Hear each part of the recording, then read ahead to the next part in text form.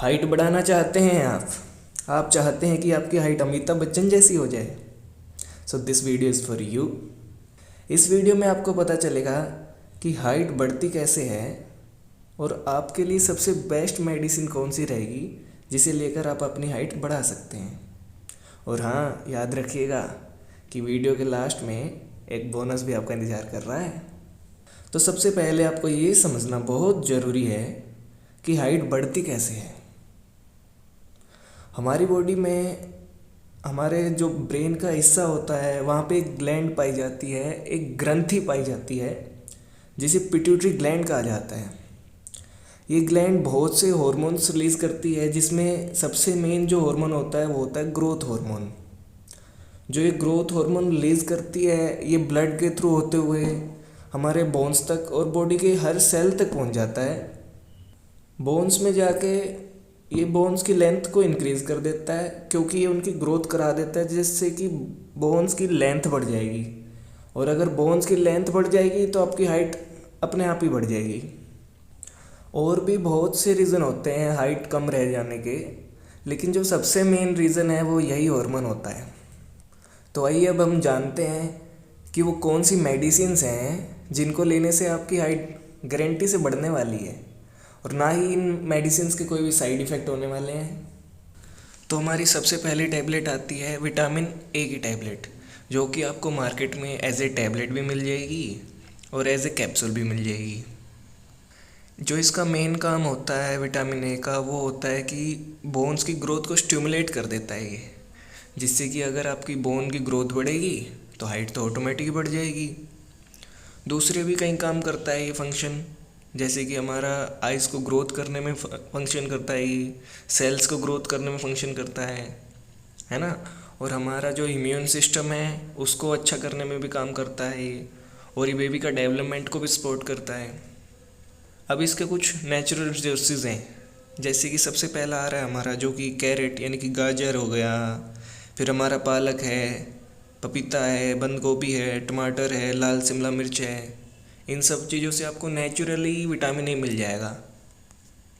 इसका जो daily dose है वो है 700 mcg, जो कि हमें जनरली मिल जाता है डेली के खाने पीने से, सप्लीमेंट से भी लिया जा सकता है।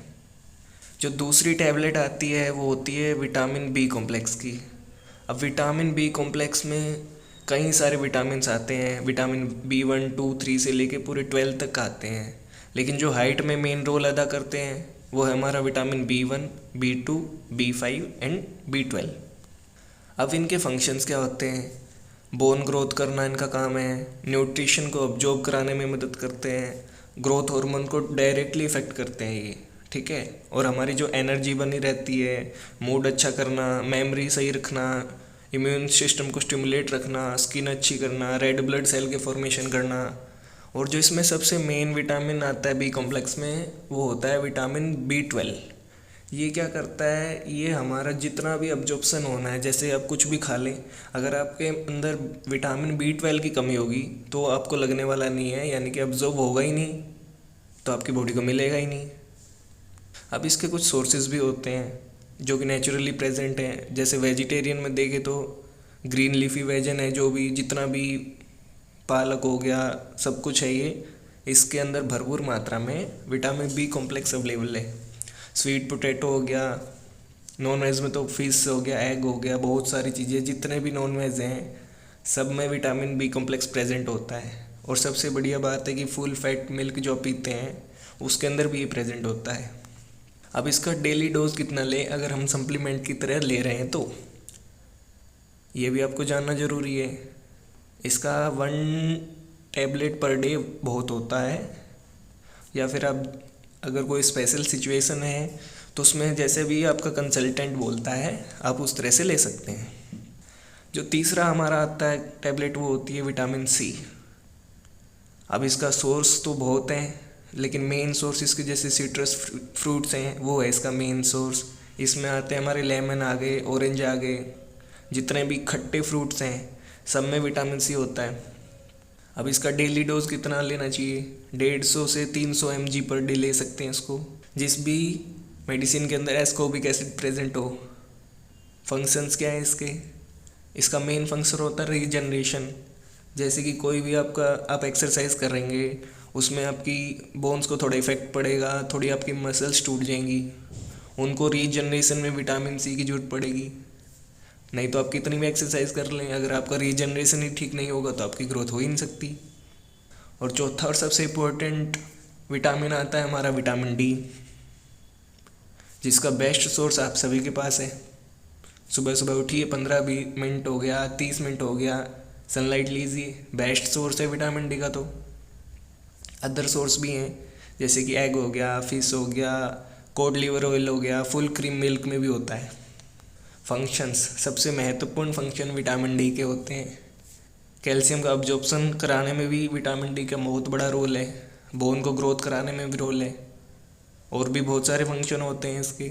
इसकी डेली डोज जो होती है वो होती है 400 से 600 इंटरनेशनल यूनिट्स पर डे। अब आपको बोनस मिलने वाला है, क्या आप तैयार हैं? अब आपने सोचा होगा कि इतनी सारी मेडिसिन तो आपने बता दी, पर इतनी सारी हम लेंगे कैसे? तो आपके लिए हम लाए हैं एक ही मेडिसिन, यानी कि मल्टीविटामिन, जिसके अंदर ये सारी मेडिसिन भरपूर मात्रा में अवेलेबल है, जिसका नाम आप अपनी स्क्रीन पे देख ही सकते हैं। बिकाडेक्सामाइन नाम से आती है मार्केट में। इसमें सारे विटामिन तो होते ही हैं, साथ में मिनरल्स भी होते हैं। अब इसकी डोज कितनी लें? एक टैबलेट ले सकते हैं आप दिन में। 2-3 महीने तक आप लेके देखें, आपको फ़र्क ज़रूर दिखाई देगा। आपको ये ध्यान रखना है कि आपको ये खाने के बाद ही लेनी है। आप या तो रात को ले सकते हैं, लेकिन सबसे बेस्ट रहेगा आप मॉर्निंग में लें। इसके कोई साइड इफ़ेक्ट तो है नहीं है, लेकिन फिर भी जैसे किसी को किडनी का कोई प्रॉब्लम है, किडनी फेलियर है, उसको ये नहीं देना चाहिए। और किसी की कोई दवाई चल रही है, उसको फिर अगर लेना है आपको, तो आपको कोई डॉक्टर से पूछना होगा। ऐसी ही अच्छी अच्छी वीडियो देखने के लिए हमारे चैनल से जुड़े रहें। Thanks for watching.